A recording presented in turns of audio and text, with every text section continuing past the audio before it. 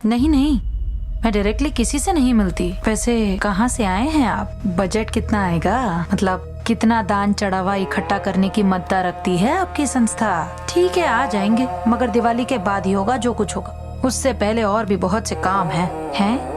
हाँ, वो सब आपको जगमोहन जी बता देंगे कैसा सेटअप लगाना है। उसी हिसाब से सेटिंग करनी पड़ती है ना। चमत्कार वगैरह करके दिखाने की तरकीबों की नहीं नहीं। आश्रम में इतना धन कहाँ इकट्ठा होता है जितना कि लाइव शो में चढ़ावे में मिल जाता है। ये सब तो साले राजनेता लोग अपनी सत्ता का खेल खेलने के लिए हमसे वोट बैंक लुटवाते हैं। ये देश 3 वोट बैंक में बटा हुआ है। पहला हिंदू, दूसरा मुस्लिम और तीसरे में बाकी सब। अब अगर एक पार्टी को दूसरी पार्टी का एक वोट बैंक छीनना होता है तो हिंदुओं को नाराज करना पड़ता है, और दूसरा वोट बैंक छीनना हो तो मस्जिद में बम फोड़ना पड़ता है।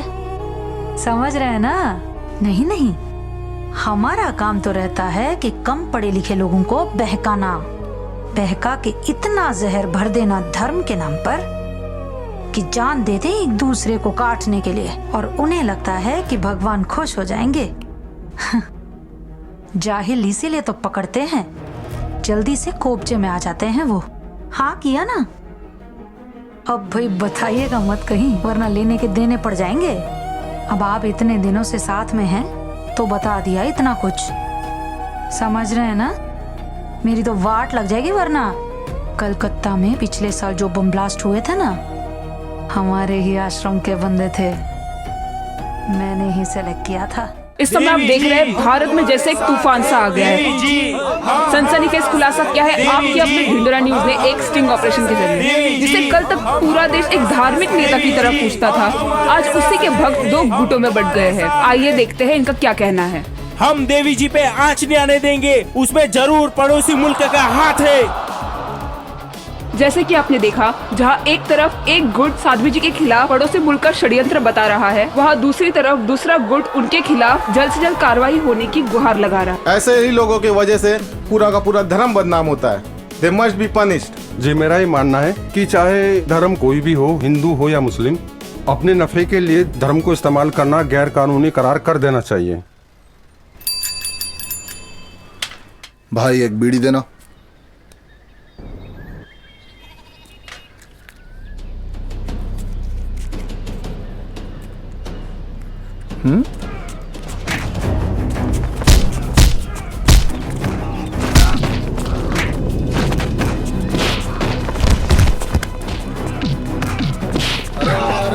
हटो, छोड़ो यार, क्यों लड़ रहे हो एक दूसरे से? झाड़ो एक दूसरे के कपड़े।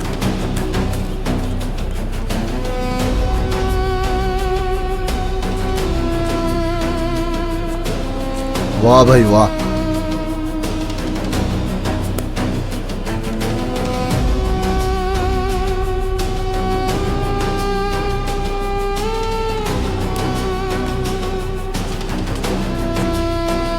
क्या भाई?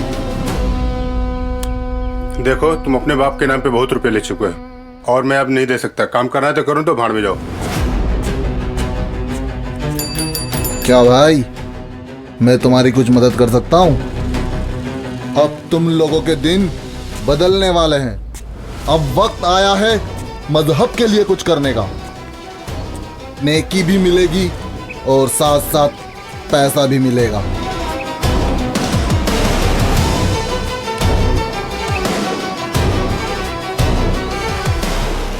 हाँ जमशेद भाई, हाँ कुछ लोगों को आपसे मिलवाना है। हाँ आ रहा हूँ, मैं आ रहा हूँ। हाँ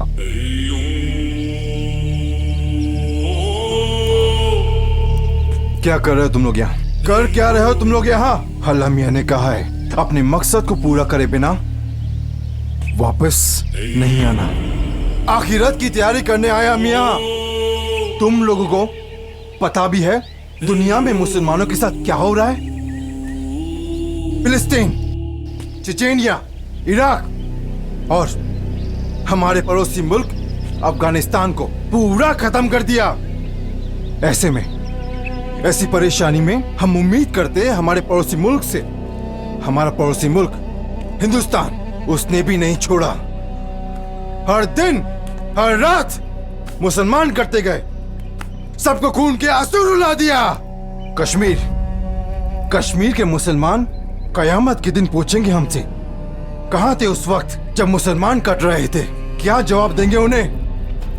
क्या जवाब है तुम्हारे पास?